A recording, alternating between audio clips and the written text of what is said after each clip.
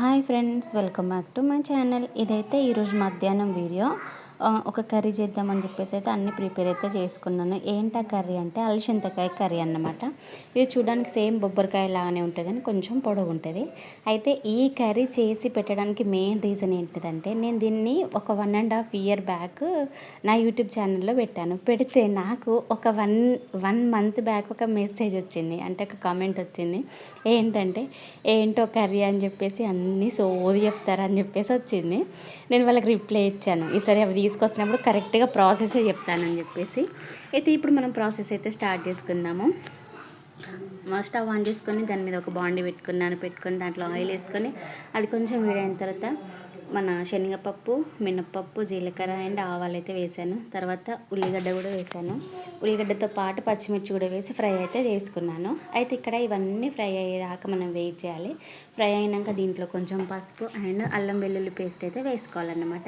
ఇక్కడ నేనైతే వేసుకొని దాన్ని కూడా మంచిగా ఫ్రై అయితే కానిచ్చాను. తర్వాత ఏదైతే మన అలసందకాయలు ఉన్నాయో వాటిని కూడా వేసుకొని హై ఫ్లేమ్లో ఒక 2-3 మినిట్స్ అయితే వేంపేసుకున్నాను. తర్వాత సిమ్లో పెట్టేసి ఒక 10 మినిట్స్ అయితే ఉంచాను అలా. తర్వాత అదంతా మగ్గిపోయిన తర్వాత మన టమాటాలు ఉన్నాయి కదా, టమాటాలు వేసి దాని మీద కొంచెం పుదీనా కూడా వేసి సిమ్లోనే మళ్ళీ ఉడకనిచ్చాను అనమాట. అవన్నీ మెత్తగా ఉడికిపోయిన తర్వాత, అంటే మన ఏదైతే ఈ టమాటా ఉందో టమాటా కూడా మెత్తగా ఉడికిపోవాలి. ఇక్కడ నాకు ఒక 5 మినిట్స్ తర్వాత చూడండి, మన టమాటా ఏదైతే ఉందో అది మెత్తగా అయితే అయిపోయిందనమాట. ఇక్కడ నేను ఉప్పు కారం అయితే చెక్ చేసుకున్నాను. కారం అయితే మాకు తినగలిగినంతనే ఉంది అనేది అనిపించింది. ఉప్పు కూడా సరిపోయింది. సో నేను కొన్ని వాటర్ అయితే యాడ్ చేసుకొని సిమ్లోనే దీన్ని ఉడకనిస్తున్నాను అనమాట. నాకు ఒక 7-10 మినిట్స్ తర్వాత మన కర్రీ అయితే రెడీ అయిపోయిందనమాట. ఇంకా దీంట్లో మిగిలిన కొత్తిమీర ఏదైతే ఉందో అదైతే వేసుకొని కర్రీ అయితే పక్కన పెట్టేశాను అనమాట. ఇప్పుడు దీన్ని మనం టేస్ట్ చేసిద్దాము.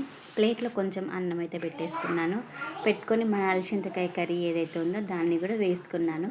అయితే ఇక్కడ నా ఫస్ట్ అన్నంతో తినకముందు కారం అయితే బాగానే సరిపోయిందని అయితే అనిపించింది. కొంచెం అన్నంలో కలిపక కారం అది తగ్గుతుంది కదా, ఇక్కడ నాకైతే అది తగ్గినట్టు అనిపించింది. కానీ చిన్నోడు ఉన్నాడు కాబట్టి ఇంకా పర్వాలేదు అనేసి అట్లనే తిన్నాము.